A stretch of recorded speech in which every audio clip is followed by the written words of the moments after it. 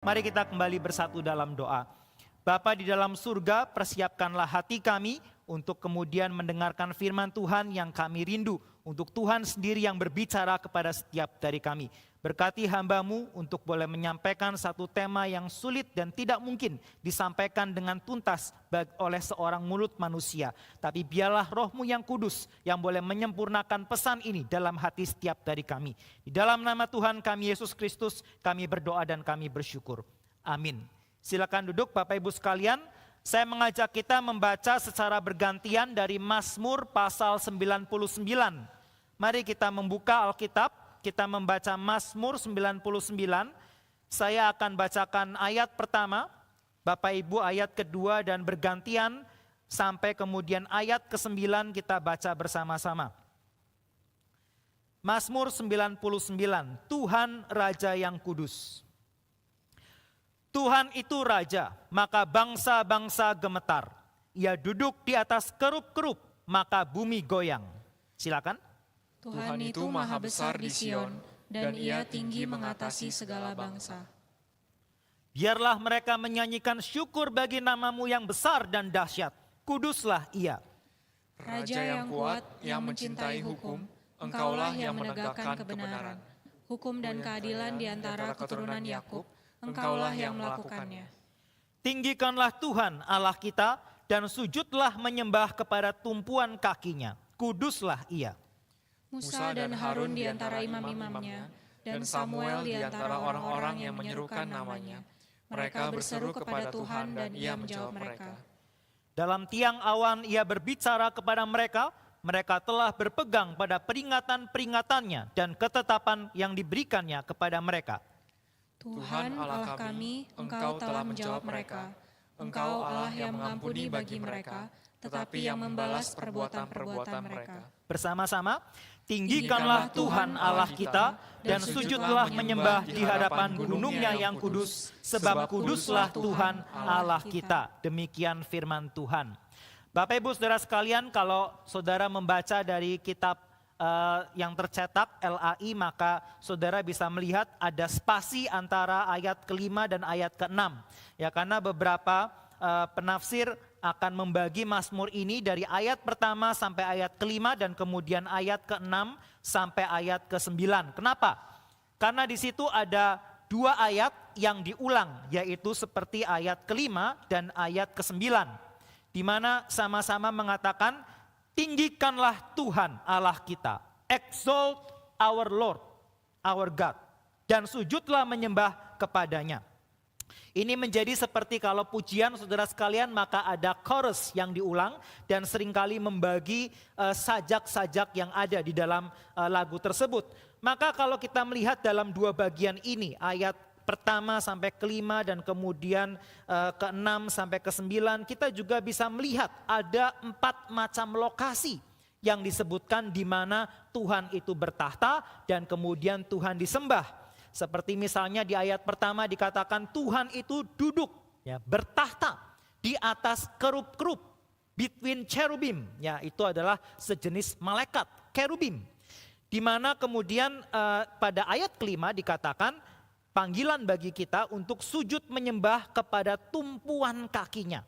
Ya, di mana kerubim itu menjadi lambang tabut perjanjian saudara sekalian. Tabut perjanjian itu tutupnya adalah 2 kerubim yang saling mengatupkan sayapnya, yang katanya ini adalah tumpuan kaki dari Allah. Allah itu bertahta di singgasananya dan ini menjadi tumpuan kakinya. Lalu kemudian ayat ke-7, ya, lokasi ketiga di mana dalam tiang awan Allah berbicara. Dan kemudian ayat ke-9 kita dipanggil untuk menyembah Allah di hadapan gunungnya yang kudus. Nah saudara, ini menjadi semacam pembagian yang kita bisa pakai ketika kita merenungkan Mazmur ini. Tetapi malam hari ini saya akan mengajak kita merenungkan menggunakan struktur yang juga banyak dipakai penafsir saudara sekalian, berdasarkan satu frase yang diulang sebanyak 3 kali. Ya, kalau saudara membaca tadi brosurnya, tema hari ini adalah Divine Holiness. Kenapa? Karena kita melihat saudara sekalian di dalam Mazmur ini adalah atribut Allah sifat Allah yaitu kekudusan yang diulang sebanyak 3 kali. Ya, kita membacanya itu di ayat ketiga, kelima, dan ke-9. Di mana ayat ketiga dan kelima dikatakan kuduslah ia, kuduslah ia. Dan ayat ke-9, sebab kuduslah Yahweh Allah kita. Saudara sekalian, kita bisa juga melihat pola ini ya, bagaimana ayat ketiga dan kelima itu 2 kali berbicara tentang kekudusan Allah dalam satu tema tertentu ya. Allah pada dirinya sendiri, dan kemudian kita bisa melihat yang ayat ke-6 sampai ke-9 kita melihat kekudusan Allah dalam relasinya dengan umatnya. Nah saudara sekalian, kenapa ya kenapa saya memilih tema ini dan kenapa saya merasa kita penting untuk membicarakan satu tema yang sepertinya bagi kita mungkin sudah biasa begitu ya, temanya kekudusan Allah. Sepertinya oke, ini penting, ini baik, tapi bukankah kita semua sudah mengerti apa itu kekudusan Allah? Saudara sekalian, kekudusan Allah memang satu hal yang sering kali disebut-sebut ya, di dalam doa mungkin kita menyebutkan Allah itu kudus, ya kita sering mendengar Allah itu kudus, dan kalau kita mendengar Allah itu kudus kita juga akan mengatakan amin. Tetapi kemudian apa makna Allah itu kudus sebetulnya? Dan kapan terakhir kali kita itu betul-betul tertawan, saudara sekalian, kita itu betul-betul grip gitu ya, menyadari realita Allah itu kudus. Saudara sekalian, kekudusan itu adalah satu hal yang kita tahu ya, jadi orang Kristen adalah jadi orang yang kudus. Ya banyak kalau ketemu dengan peserta katekisasi, kita bertanya apa harapanmu ketika nanti Anda dibaptis, disidi, katekisasi menjadi orang Kristen. Kebanyakan mereka akan mengatakan ya saya mau berjanji mulai sekarang hidup lebih baik, hidup lebih kudus, hidup sesuai dengan firman Tuhan. Saudara sekalian, menjadi satu hal yang kita itu sudah sangat terbiasa mendengarnya. Tetapi saudara sekalian, apakah kita betul-betul menyadari sebetulnya kudus ya, kekudusan itu adalah satu hal yang penting, dan bukan saja penting saudara sekalian, yang saya harap juga kita sama-sama akan melihat malam hari ini adalah kekudusan satu hal yang sangat-sangat indah. Saudara sekalian, salah satu tujuan yang harus kita kejar dalam hidup kita sebagai orang Kristen adalah betul menjadi orang yang kudus. Tetapi kenapa kita harus menjadi orang yang kudus? Petrus saudara sekalian mengatakan kamu harus hidup jadi anak-anak yang taat. Seperti tadi Fiktanti mengatakan kepada anak-anak di sini ya. Jangan turuti hawa nafsu. Kamu hidup taat seperti firman Tuhan. Kamu harus kudus dalam seluruh hidupmu sama seperti Dia yang kudus yang memanggil kamu. Sebab ada tertulis, Petrus mengutip kitab Imamat, kuduslah kamu sebab aku kudus. Saudara sekalian, ini kenapa berbicara tentang kekudusan Allah satu hal yang penting. Karena salah satu target atau arah hidup kita sebagai orang Kristen adalah untuk menjadi kudus. Kenapa? Karena Allah kita Allah yang kudus. Maka sekarang kita harus bertanya, apa maksudnya Allah kita adalah Allah yang kudus? Nah saudara, ini tema yang sangat penting saudara sekalian, yang bahkan dalam Alkitab satu-satunya atribut Allah, ya atribut Allah itu sifat Allah, kita bisa mengatakan misalnya ada kekudusan, ada keadilan, ya belas kasihan, dan yang paling populer, yang paling banyak di toko buku kalau saudara cari buku Kristen adalah biasanya apa? Kasih, ya kasih Allah. Wah itu adalah tema yang paling sering dikumandangkan oleh orang-orang Kristen, gereja dan seterusnya. Kasih Allah, Allah yang mengasihi. Tapi saudara, apakah saudara tahu dalam Alkitab satu-satunya atribut Allah yang diulang dalam satu kalimat atau dalam satu bagian disebutkan dalam 3 kali adalah kekudusan. Kudus, kudus, kudus. Di mana ayatnya? Ada 3 juga saudara sekalian. Yang pertama, saya percaya saudara banyak yang tahu. Yesaya pasal ke-6, ya Yesaya pasal ke-6 di mana ketika Yesaya dalam tahun matinya Raja Uzia, dia melihat langit terbuka dan dia di situ melihat ada yang yang bertahta di sorga, dikelilingi oleh para serafim, ya, jenis malaikat yang lain, malaikat yang bersayap 6. Kalau kerubim itu malaikat bersayap 4, tapi serafim, saudara sekalian, yang dikatakan menjadi choirnya surga, ya, menjadi malaikat yang tugasnya itu memuji-muji Tuhan. Dalam kitab Yesaya dikatakan mereka berseru seorang kepada seorang, katanya, kudus, kudus, kuduslah Tuhan semesta alam. Seluruh bumi penuh dengan kemuliaannya. Dan ternyata saudara sekalian, bukan hanya dalam kitab Yesaya, tapi ada juga dalam kitab Wahyu. Wahyu pasal keempat ayat ke-8 misalnya mengatakan bagaimana keempat makhluk itu masing-masing bersayap 6, berarti serafim, seperti dalam kitab Yesaya, di mana di sekelilingnya sebelah dalamnya penuh dengan mata dan tidak henti-hentinya mereka berseru siang dan malam, kudus, kudus, kuduslah Tuhan Allah yang Maha Kuasa. Ya. Dan kita tadi juga membaca saudara sekalian dalam Mazmur 99, itu bagian ketiga yang mengatakan kuduslah ia, kuduslah ia, kuduslah Yahweh Allah kita. Saudara sekalian, gak ada loh atribut Allah yang lain yang diulang sebanyak 3 kali seperti kekudusan Allah. Ya, maka ini harusnya kalau kita sadar hal ini saudara sekalian, kita akan melihat ya betul gitu ya, kalau dalam sistematik teologi kan kita melihat sifat Allah itu tidak ada yang lebih tinggi dari satu daripada lainnya, dalam pengertian semuanya saling terkait begitu ya.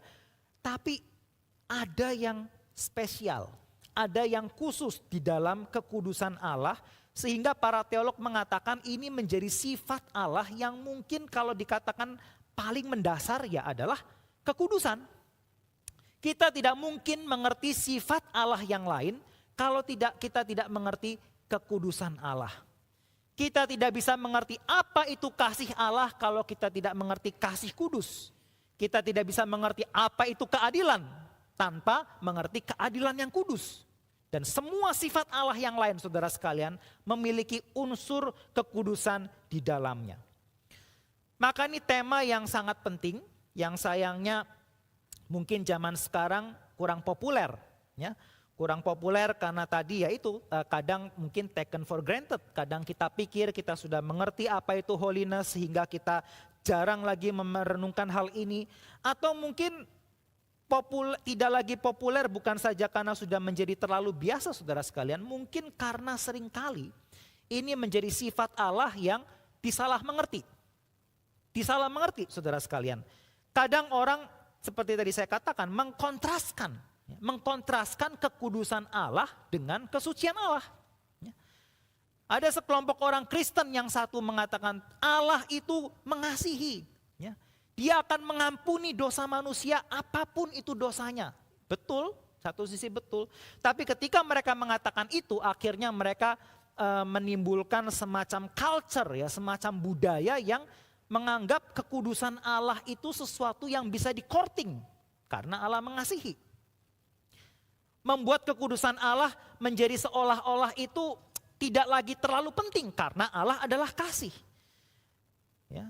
Sebaliknya saudara sekalian, ekstrim yang lain akan menekankan Allah itu kudus, maka kita harus strict terhadap dosa.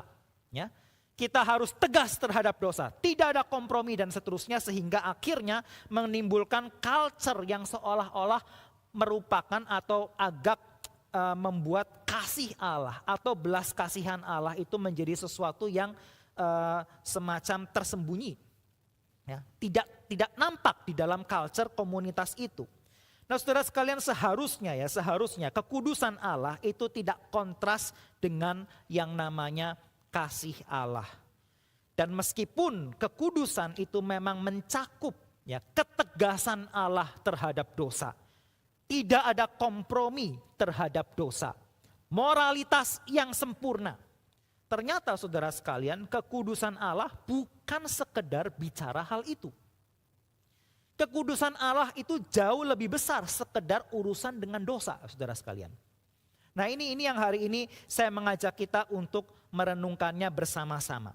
Kalau kita tadi membaca ada 3 bagian ini ya, bagian ayat pertama sampai ketiga, 4 ke 5, kemudian 6 sampai ke 9, di mana setiap bagian itu ditandai oleh frase kuduslah ia, saudara sekalian. Saya mengajak kita merenungkan 3 aspek, setidaknya ada 3 aspek yang kita bisa lihat di dalam kekudusan Allah.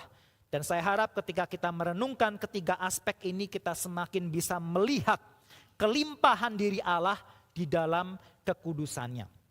Saudara sekalian, yang pertama, ya ayat pertama sampai ayat ketiga, ayat yang menggambarkan seperti penglihatan Yesaya tadi, ya, di mana dikatakan Tuhan itu king, ya, dia itu emperor, dia itu raja yang membuat bangsa-bangsa gemetar, dia duduk di atas kerubim, ya, membuat bumi goyang. Dan by the way saudara sekalian, kerubim itu makhluk yang sebetulnya saudara jangan bayangkan itu ya malaikat-malaikat Cupid yang cabi, tampang baby, cabi, bawa panah, terbang-terbang gitu ya. Saudara, kerubim itu adalah malaikat yang sangat mengerikan, yang digambarkan di dalam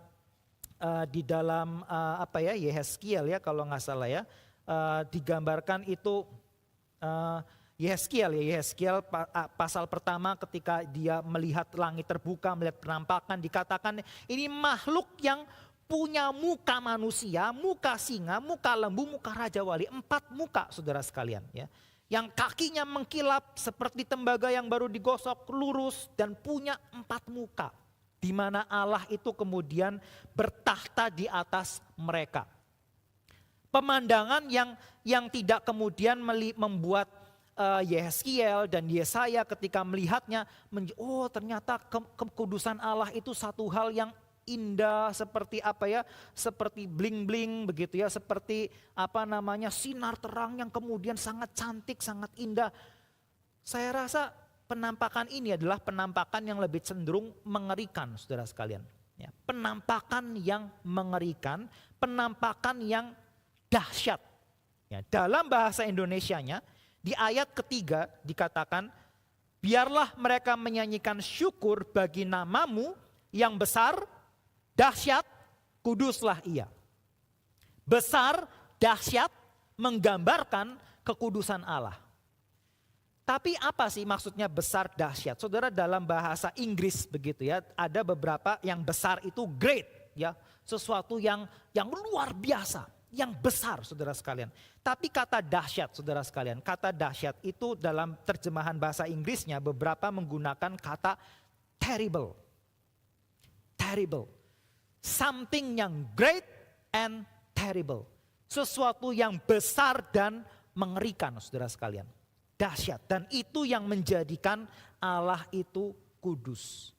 Saudara sekalian, kekudusan yang pertama di sini yang kita bisa belajar adalah majestic holiness of God. Kekudusan Allah yang besar dan dahsyat. Yang memperlihatkan kemuliaannya, kebesarannya, kedahsyatannya, kengeriannya. Yang sebetulnya saudara sekalian membuat, makanya tidak heran gambaran di sini ketika bangsa-bangsa melihat kekudusan Allah dikatakan seluruh bumi goyang. Ya, seluruh bangsa gemetar saudara sekalian. Ya, melihat satu pemandangan yang menjadi teror bagi mereka. Dan ini kita bukan bicara tentang masalah moral etika ya saudara sekalian. Ini kita belum sampai sini, kita bicara tentang munculnya atau pengalaman orang-orang yang berhadapan dengan satu eksistensi being, ya satu keberadaan pribadi yang ketika dinyatakan kepada mereka maka orang-orang itu menjadi sadar. Ada satu pribadi yang begitu besar, begitu mengerikan, mulia tapi mengerikan. Yang ternyata dalam hidup saya ya tidak ada satu hal pun yang bisa disamakan dengan dia. Nah ini saudara sekalian, apa yang membuat Allah itu besar dan dahsyat dan disebut kudus adalah karena dia adalah satu pribadi yang sangat berbeda, yang tidak kita bisa samakan dengan apapun di dalam seluruh alam ciptaan ini. Dan ini sebetulnya arti kata kudus yang paling mendasar. Kadosh ya. kata-kata kudus saudara sekalian itu berasal dari kata kados. Dan itu artinya saudara sekalian set apart. Ya, terpisah, dipisahkan. Maka ketika kita berkata, oh benda ini ya dikuduskan bagi Allah. Umat ini, suku ini dikuduskan bagi Allah. Artinya apa? Artinya persembahan ini, barang ini, suku ini, bangsa ini adalah punyanya Tuhan. Jangan diutak-atik karena ini sudah dipisahkan, ya sudah disisihkan untuk menjadi miliknya Tuhan. Nah, itu kalau bicara kudus dalam pengertian bagi kita, saudara sekalian. Tapi sekarang apa pengertian kudus? Allah yang kudus adalah ketika dia menjadi satu pribadi yang berbeda.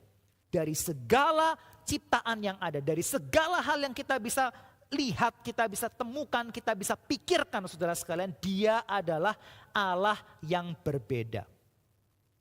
Dalam kitab Yesaya yang lain saudara sekalian dikatakan yang maha kudus berfirman, dengan siapa hendak kamu samakan aku? Dengan patung? Ya.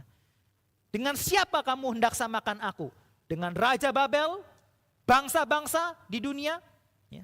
Dengan siapa kamu hendak samakan aku? Siapa dari antara kamu yang bisa memanggil semua bintang itu satu persatu dengan namanya dan kemudian menjadikannya? Saudara, itu menjadi bagian yang menggambarkan bahwa kekudusan Allah menggambarkan dia itu adalah satu sosok yang sama sekali berbeda. Terpisah saudara sekalian, dia itu bukan sekedar salah satu pribadi dari antara banyak pribadi lainnya. Dia bukanlah sekedar satu keberadaan di antara banyak keberadaan lainnya. Yang menjadikan Allah besar saudara sekalian bukan karena dia mengerti lebih banyak hal daripada kita. Bukan karena dia lebih punya power yang lebih banyak daripada kita. Ya, bukan karena umurnya lebih panjang daripada kita. Tetapi karena dia sama sekali berbeda dari kita. Di mana kita sama sekali tidak bisa membandingkan dia dengan apapun. Seluruh pengertian kita tentang Allah, analogi-analogi yang kita pakai untuk menggambarkan tentang yang namanya Allah Tritunggal lah, inkarnasi lah, saudara adalah analogi-analogi yang terbatas. Yang ujung-ujungnya adalah tidak ada satupun dalam dunia ini yang sama persis dengan diri Allah itu. Nah saudara sekarang kira-kira ketika kita melihat hal ini ya, apa yang bisa menjadi aplikasi bagi kita? Apa sih bicara Allah yang berbeda gitu ya, Allah yang berbeda dari ciptaan, Allah yang berbeda dari kita. Terus apa gitu ya, oke Allah berbeda dari kita lalu apa? Bagaimana saya bisa kemudian berhadapan dengan Allah yang seperti ini lalu kaitannya apa dengan diri saya? Saudara, coba kita bayangkan ya, bayangkan diri kita menjadi misalnya seperti Yesaya. Yang ketika dalam menjalani kehidupannya sehari-hari begitu ya. Dan kita membaca konteksnya adalah tentang ini baru saja Raja Uzia itu meninggal dunia. Dan kemudian Yesaya pergi ke bait suci seperti yang sewajarnya dia lakukan orang Israel beribadah begitu ya. Dan Raja Uzia saudara sekalian itu adalah raja yang tergolong baik ya, walaupun akhir hidupnya dia mungkin ada unsur ketidaksetiaan, tetapi secara umum ya kita bisa katakan dia raja yang baik, dia raja yang sempat mencari Tuhan, dan ketika masa-masa dia mencari Tuhan dikatakan apapun yang dia kerjakan itu betul-betul diberkati luar biasa. Raja Uzia itu bisa membangun tembok-tembok kota Yerusalem, dia bisa ekspansi melawan musuh-musuh, mengalahkan banyak musuh Israel. Sehingga Israel pada zaman pemerintahan Raja Uzia menjadi sebuah bangsa yang cukup baik keadaannya, ya, cukup makmur. Tetapi dikatakan akhirnya dia pun meninggal dunia. Dan ketika dia meninggal dunia itu adalah masa-masa di mana kerajaan Assyria itu mulai bangkit, ya, mulai semakin kuat. Nah maka ini menjadi semacam kegelisahan di dalam politik kerajaan Israel pada zaman itu. Kita dapat raja yang baik, tapi sekarang kemudian raja itu sudah meninggal. Ya, dan kerajaan sebelah kelihatannya semakin kuat. Bagaimana nasib masa depan kita? Di tengah-tengah mungkin banyak orang Israel sibuk memikirkan tentang perpolitikan kerajaan mereka pada waktu itu, saudara sekalian, Yesaya yang adalah, kalau menurut tradisi saudara sekalian, Yesaya itu adalah salah satu keluarga atau kalau nggak salah ponakan atau sepupunya Raja Uzia, begitu ya. Makanya dia punya banyak akses kepada raja-raja Israel. Nah saudara, dikatakan Yesaya pergi ke bait suci untuk beribadah, untuk berdoa. Dan digambarkan dia menemukan satu hal yang mengagetkan dirinya. Ya. Dia menemukan satu hal, mengalami satu hal yang dia tidak sangka-sangka ketika dia datang ke bait suci. Yaitu apa? Melihat Tuhan hadir. Melihat kemuliaan Tuhan.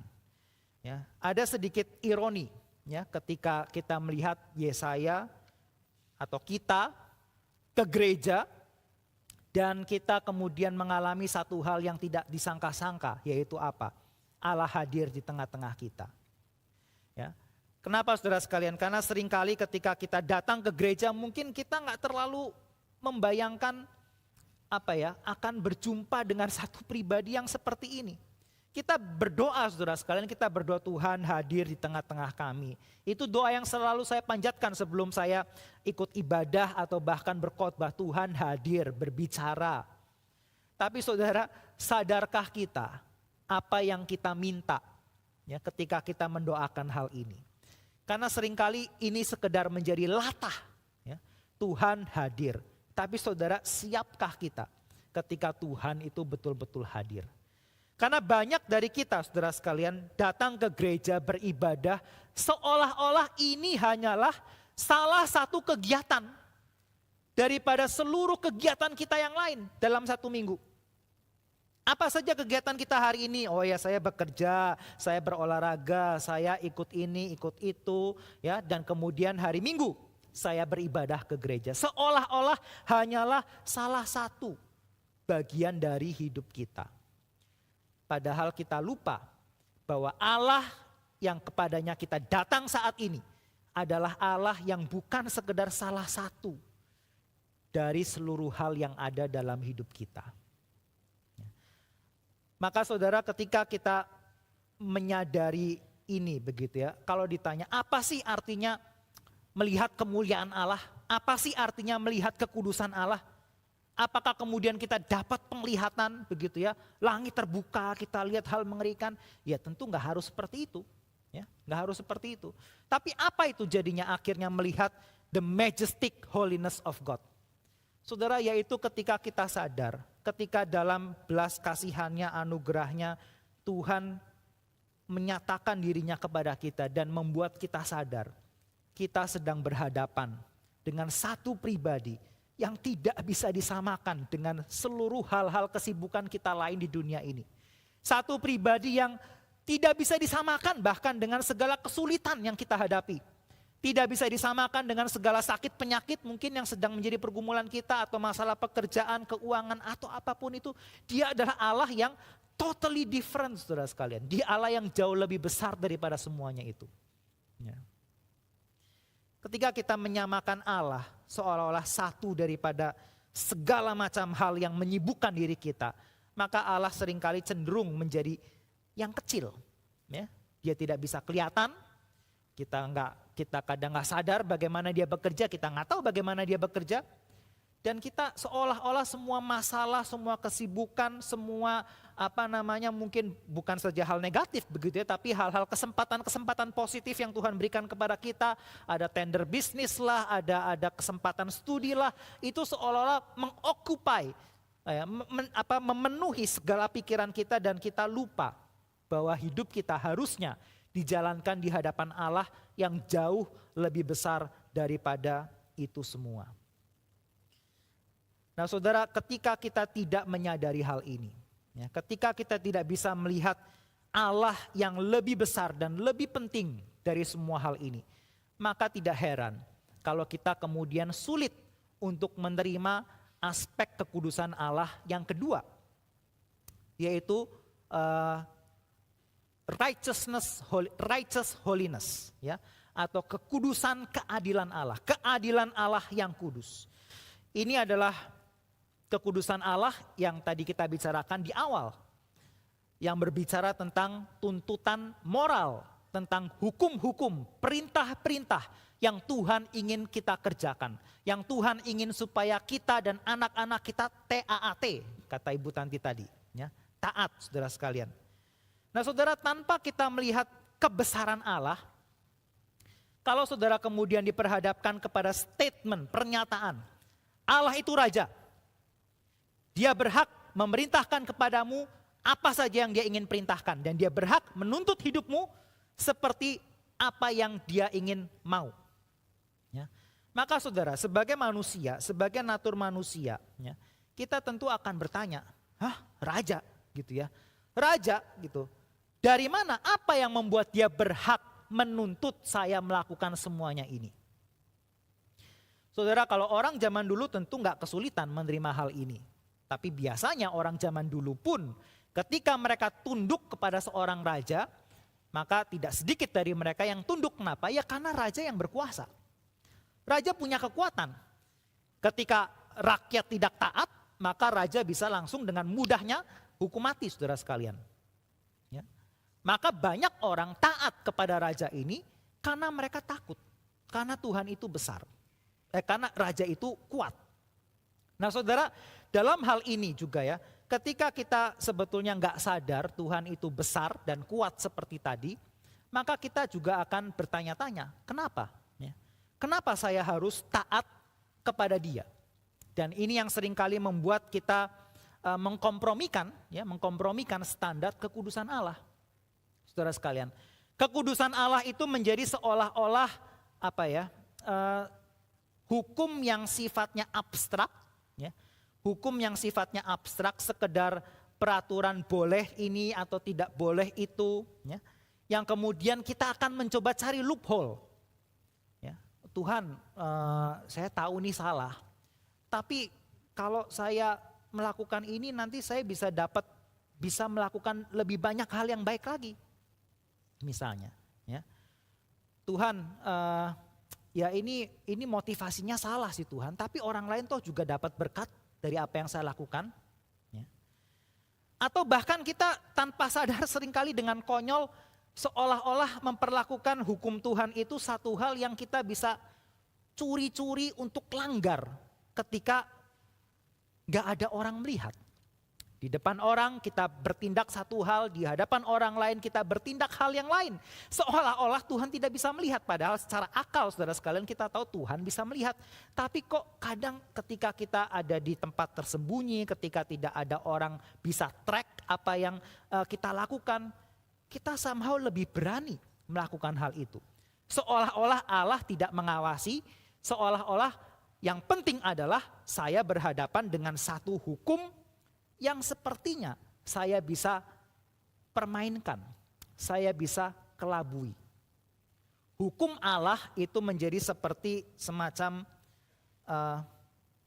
undang-undang lalu lintas di Indonesia, begitu ya. Saudara, undang-undang lalu lintas di Indonesia itu kan sifatnya fleksibel. Kalau nggak ada polisi, ya boleh dilanggar gitu kan ya. Kalau ada polisi, nah itu baru kita harus taat ya. Saudara, saya paling nggak suka itu salah satunya itu pakai seat belt gitu ya, karena kalau di tol, wah itu saya tahu pentingnya seat belt, tapi kadang saya pikir kalau di jalanan Jakarta yang super macet, jalannya cuma 5 kilo per jam gitu ya, ngapain pakai seat belt gitu kan ya? Saya pikir kan seperti itu ya. Maka kadang saya nggak pakai saudara sekalian, saya kadang males gitu, sampai akhirnya kapok gitu ya, kemarin kejepret kamera saudara sekalian, kejepret kamera dan dikirim surat cinta gitu ya sama polisi. Wah baru deh gitu ya, pasti sejak saat itu saudara sekalian saya nggak akan melanggar seat belt itu ya, khususnya dalam area-area yang ada kamera begitu ya. Nah seringkali saudara sekalian peraturan Tuhan kita anggap seperti itu, seolah-olah ada momen-momen di mana kita bisa kompromikan. Ya, karena kita lupa kita sedang berhadapan dengan Allah yang besar, Allah yang berbeda dan seterusnya. Nah tapi saudara sekalian, ketika kemudian oke, Allah kita adalah Allah yang besar, Allah yang memang layak ya untuk menuntut kita hidup semaunya Dia. Tentu pertanyaannya sekarang, apakah ini Allah yang pantas untuk saya taati kalau begitu? Bukankah ini Allah yang semena-mena? Ya. Saudara, salah satu pertanyaan ujian ya waktu kami beberapa vikaris akan dipendetakan, kita kan ada ujian doktrinal ini dan itu. Salah satu pertanyaannya ini saudara, mana yang benar? Ini perhatikan ya saudara ya, nanti saudara angkat tangan jawab mana yang benar, nomor 1 atau nomor 2. Mana yang benar? Yang pertama, Allah memerintahkan, memberikan perintah ini benar, itu salah. Maka ini menjadi benar dan itu salah. Atau yang kedua, Allah memberikan perintah ini benar itu salah karena memang dari sananya ini benar ini salah. Saya ulangi ya. Yang pertama, apakah Allah ketika Allah memberikan perintah ini benar itu salah, maka itulah yang menjadikan ini benar dan itu salah? Atau ketika Allah kasih perintah ini benar, itu salah, itu adalah karena memang dari sananya ini benar, itu salah. Kenapa membunuh itu salah? Oh, karena Allah mengatakan itu salah, itu yang pertama. Yang kedua, kenapa membunuh itu salah? Ya karena memang salah dari sananya, makanya Allah bilang itu salah. Siapa di sini yang menjawab yang pertama? Oke, siapa di sini yang menjawab yang kedua? Siapa di sini yang menjawab kayaknya dua-duanya kurang tepat? Enggak ada ya saudara ya? Oke. Nah saudara, kebanyakan teolog klasik itu akan mengatakan yang pertama. Ya, yang pertama. Karena Allah itu yang menjadi standar moral kita. Allah yang berhak menentukan apa yang baik, apa yang jahat. Justru kejatuhan manusia tadi ketika makan buah pengetahuan yang baik dan jahat adalah ketika mereka mengatakan saya tidak mau ikut standar definisi Allah, apa itu baik, apa itu jahat. Saya mau menjadi penentu apa itu apa baik, apa jahat. Makanya itu namanya buah pengetahuan yang baik dan jahat. Manusia ingin menjadi Allah adalah ketika mereka yang bisa menentukan apa itu baik, apa itu jahat. Ya Tuhan bilang ini salah sih, tapi menurut saya Tuhan kalau saya lakukan ini saya bisa datangkan kebaikan. Ya, kita argue, kita debat. Nah, tapi saudara sekalian, di dalam ketika statement ini kemudian dalam perkembangan sejarah teologi ya, ketika statement ini kemudian diteliti lebih lanjut lagi, ternyata pernyataan pertama tadi itu juga menjadi ada problem. Ya. Saudara, problemnya dari pernyataan yang kedua, ya, pernyataan kedua tadi ya. Oh, Allah memerintahkan jangan membunuh. Kenapa? Ya karena membunuh itu memang salah, makanya Allah kasih perintah itu kepada kita. Itu yang nomor 2 tadi kan. Problemnya di mana? Problemnya adalah berarti Allah itu tunduk kepada satu hukum moral di luar sana. Berarti di luar Allah ada sesuatu yang lebih besar, yang kepadanya Allah pun harus tunduk. Ada hukum moral yang mengatakan membunuh itu salah. Maka Allah melihat hukum itu dan kemudian perintahkan kepada manusia. Manusia jangan membunuh karena membunuh itu salah. Nah itu berarti Allah itu lebih kecil daripada hukum moral alam semesta. Ya, nah ini menjadi problem. Kenapa? Karena tadi kita lihat Allah itu yang berbeda. Tidak ada yang bisa disamakan dengan dia, tidak ada yang lebih besar daripada dia. Tapi kemudian kalau yang pertama, Allah mengatakan membunuh itu salah, maka membunuh itu salah. Ya. Pertanyaannya sekarang, loh kalau gitu kalau Allah bilang membunuh itu baik, apakah itu menjadi satu hal yang baik? Mungkin ada yang mengatakan, ya iya hal yang baik. Buktinya baru saja Allah kasih 10 hukum Taurat, langsung dia suruh Musa bunuh 3.000 orang. Ya kan? Wah kalau gitu Allah kita Allah yang semena-mena dong ya. Dia bisa kasih kita perintah semau-maunya. Hukum Allah itu menjadi sesuatu yang sifatnya itu abstrak, sesuatu yang sifatnya itu bisa ini bisa itu gitu ya, nggak mutlak begitu. Itu hukum yang sepertinya bisa random, Ya, suka-sukanya Allah. Nah saudara, tentu ketika kita membaca kisah Allah menyuruh membunuh, ya Allah kemudian suruh orang Israel membasmi penduduk Kanaan, itu harus kita lihat konteksnya. Ya, hari ini saya tidak akan membahas hal itu karena itu juga satu pembahasan yang tidak sederhana. Ya. Tetapi tentu kita bisa mengatakan jangan membunuh itu salah. Betul, karena Allah memerintahkannya, tetapi saudara sekalian jangan lupa ya, bukan sekedar karena Allah memerintahkannya maka hal itu terjadi, seolah-olah hukum Allah itu arbitrary. Nah ini katanya ya, ini istilahnya arbitrary.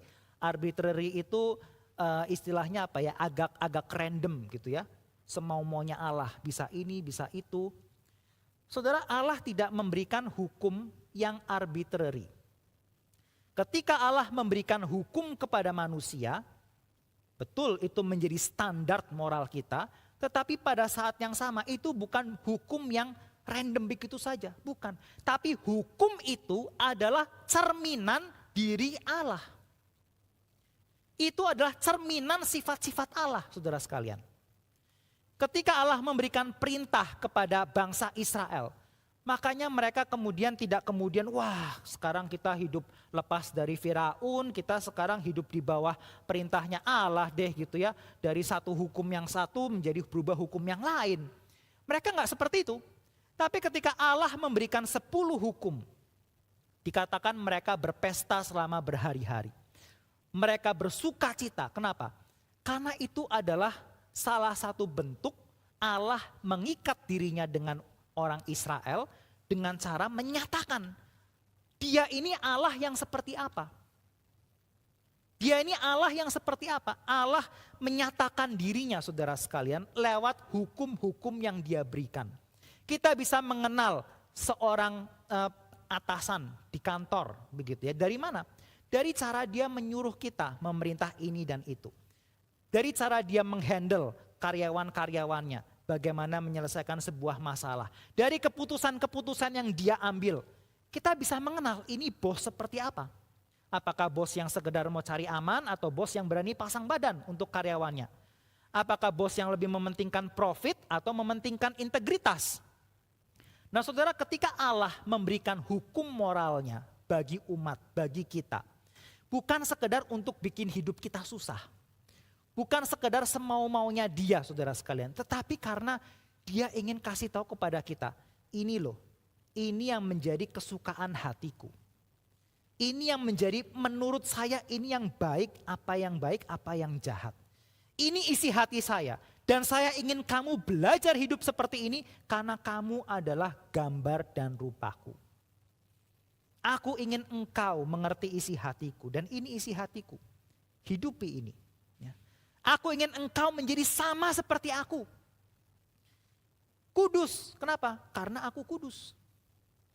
Nah saudara, ketika kita menyadari hal ini saudara sekalian, maka yang poin kedua ini ya, righteous holiness of God atau kekudusan moral Allah. Kekudusan ketika bicara dia itu punya tuntutan moral tertentu. Dia itu tegas terhadap dosa.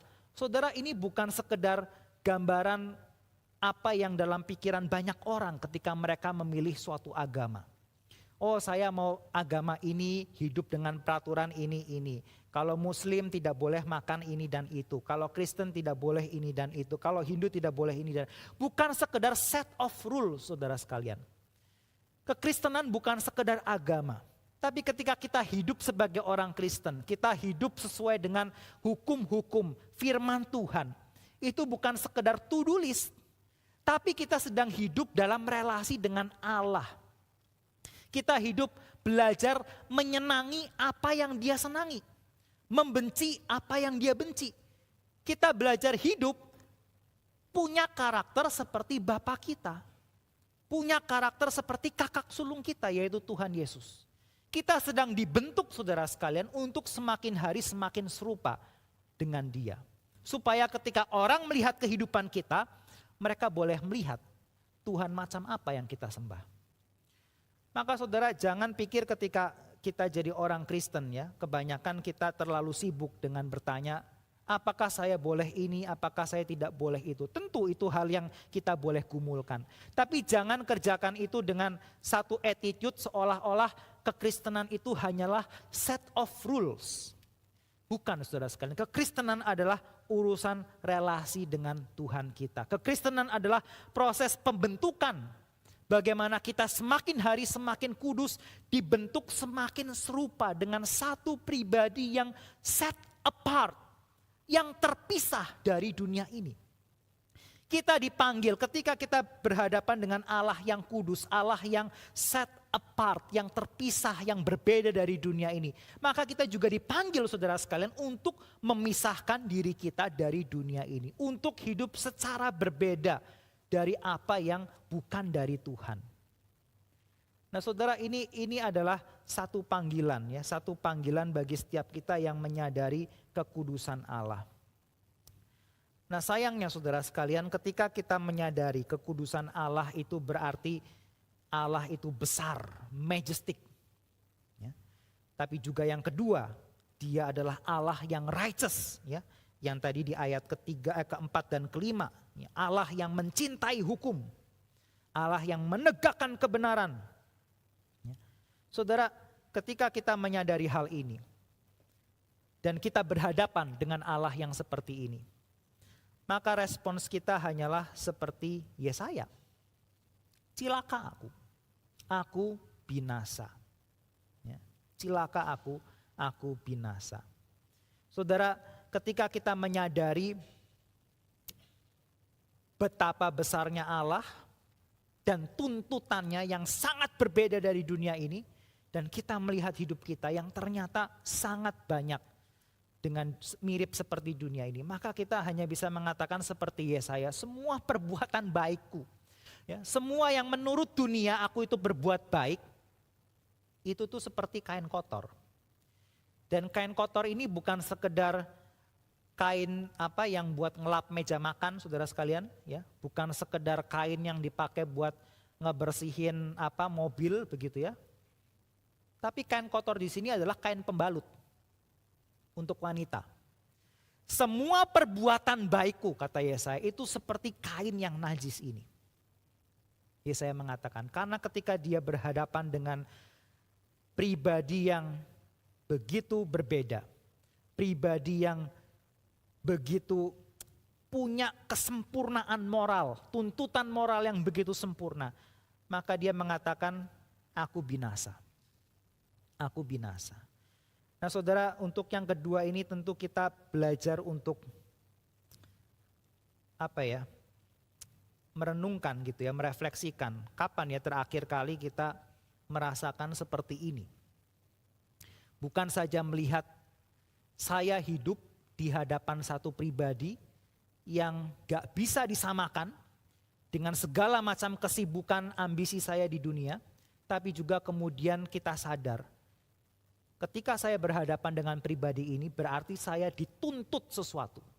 Ada tuntutan bagi saya dan saya harus belajar menghidupinya dan ternyata kita gagal. Ya. Tapi bersyukur saudara sekalian yang ketiga ya, poin terakhir, waktu kita nggak panjang lagi. Poin terakhir saudara sekalian, kekudusan Allah itu bukan saja majestic holiness, bukan saja righteous holiness, tetapi yang ketiga bersyukur saudara sekalian kita juga bisa melihat merciful holiness. Merciful holiness.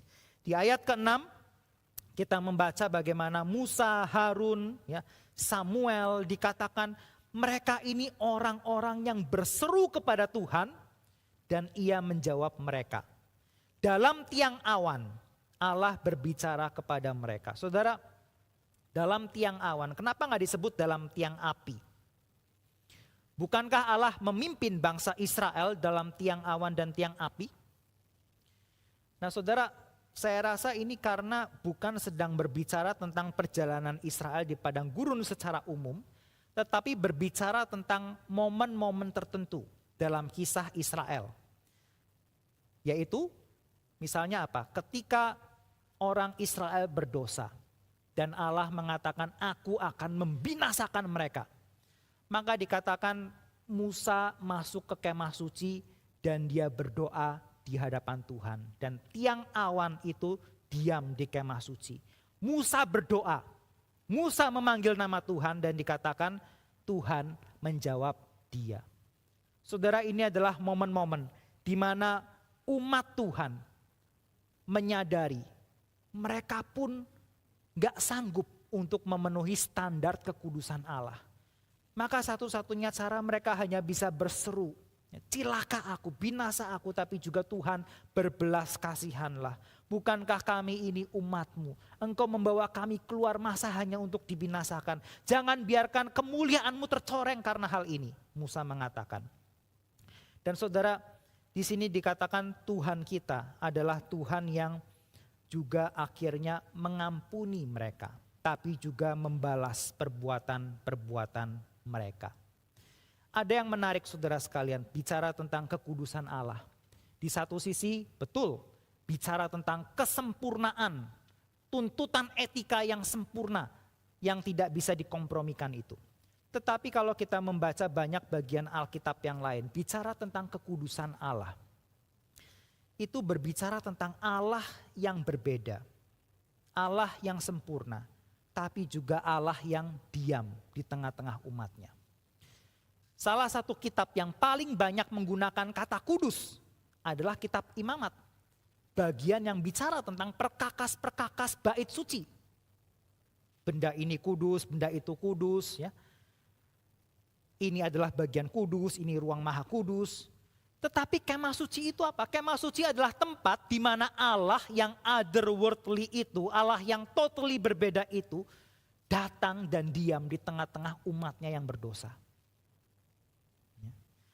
Saudara, bagian-bagian firman Tuhan yang mengatakan beginilah firman yang maha tinggi, maha mulia, yang maha kudus namanya. Aku bersemayam di tempat tinggi dan di tempat kudus, tetapi juga bersama-sama orang yang remuk dan rendah hati. Menghidupkan semangat orang-orang yang rendah hati, menghidupkan hati orang-orang yang remuk.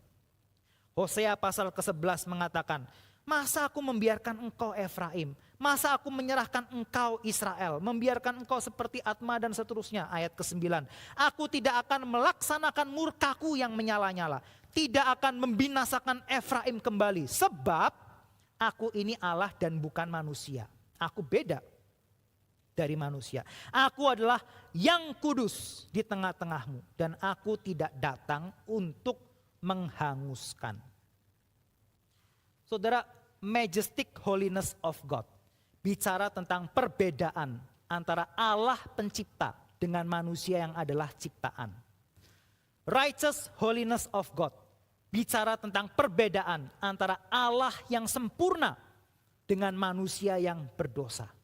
Tapi merciful holiness of God adalah berbicara bagaimana Allah yang berbeda, Allah yang sempurna itu somehow, saudara sekalian, somehow dia datang ke dunia, diam di tengah-tengah kita dan mengampuni kita.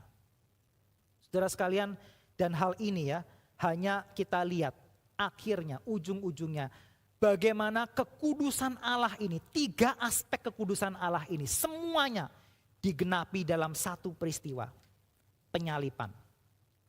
Di atas kayu salib kita bertanya, dengan siapa hendak kita samakan Tuhan kita?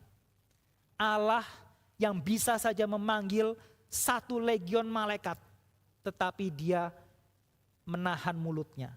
Dia tidak kemudian mencaci maki. Dia bahkan ketika berbicara, dia mengatakan ampuni mereka. Allah mana yang akhirnya jadi manusia dan mati di kayu salib dengan cara yang memalukan? Ini Allah yang gak ada dalam pikiran manusia. Saudara, manusia kan dikatakan seringkali membuat Allah itu bikinan manusia. Ya. Seorang filsuf mengatakan Allah itu bikinan manusia. Manusia gak bisa menjelaskan sesuatu, dia ciptakan Allah. Manusia kepengen sesuatu, dia bikin sosok Allah yang seperti ini. Ya.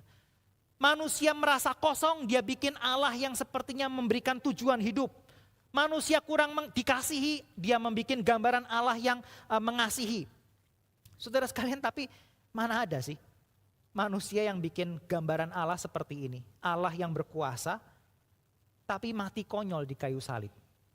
Allah yang ketika datang ke dunia bahkan ditolak oleh bangsanya sendiri, saudara sekalian, karena di luar ekspektasi bangsanya sendiri. Bangsanya sendiri, bangsa Israel ketika Yesus datang, mereka nggak mengharapkan Allah yang seperti ini. Makanya mereka menyalibkan dia. Allah yang totally berbeda. Tapi justru itu yang menggambarkan kemuliaan Allah. Martin Luther mengatakan Crucis Theology of the Cross, di mana Allah dipermuliakan di atas kayu salib. Allah dimuliakan dengan cara dia mati. Nggak kepikir. Tapi saudara, yang kedua, Allah juga menggenapi keadilannya, righteousness-nya di atas kayu salib. Itu menjadi tempat yang paling membuktikan Allah kita sama sekali tidak kompromi dengan dosa. Dosa harus dihukum. Dosa begitu mengerikan.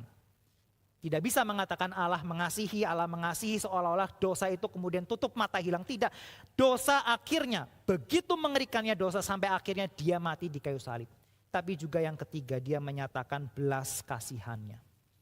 Di atas kayu salib, dia mati. Dia menanggung murka Allah supaya kita yang percaya kepadanya tidak binasa. Saudara sekalian, gambaran tadi bait suci, ya, bait suci. Ada satu bagian yang mengatakan bagaimana Harun sebagai imam besar, dia harus membuat satu plakat emas, ditaruh di atas dahinya. Setiap kali dia mau masuk ke dalam kemah suci, dia harus pakai plakat emas itu. Menanggung dosa seluruh bangsa, saudara sekalian. Dosa semua persembahan yang diberikan bangsanya. Dan di atas plakat emas itu tertulis satu kalimat. Kekudusan bagi Tuhan. Holiness for the Lord. Dan saudara sekalian, di atas kayu salib, Tuhan kita adalah Tuhan yang memakai plakat emas itu. Dan mengatakan, Bapa, akulah yang menjadi kekudusan bagi umatmu ini. Saudara sekalian, ketika Yesus malam sebelum dia ditangkap dan disalib, dia berdoa di hadapan Tuhan. Dan satu doanya saudara sekalian, dia mengatakan, dia berdoa bagi para muridnya saudara sekalian. Dia berdoa kepada Bapa, Bapa, kuduskanlah mereka dalam kebenaran.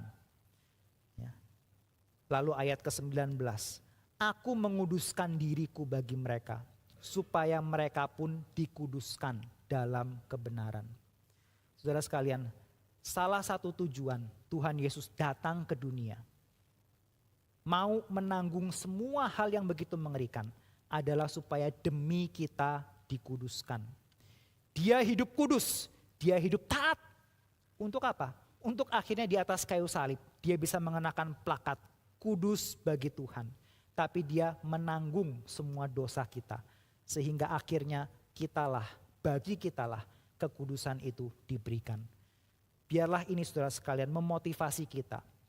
Melihat kekudusan bukanlah satu hal yang membosankan, bukanlah satu hal yang basi, satu hal yang membebani kita, tapi satu hal yang indah.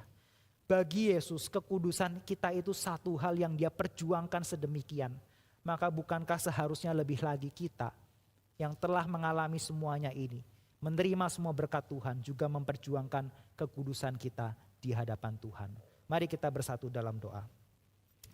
Bapa di dalam surga, kami datang ke hadapan-Mu ya Tuhan, ampuni segala dosa dan kesalahan kami. Ampuni kami ketika kami seringkali lebih sering untuk hidup bagi diri kami sendiri, disibukkan dengan berbagai macam kegiatan, tantangan, kesulitan, kesempatan yang ada di sekitar hidup kami, dan kami lupa bahwa hidup kami adalah milik Allah yang begitu besar, Allah yang dahsyat, Allah yang sempurna, dan Allah yang berbelas kasihan.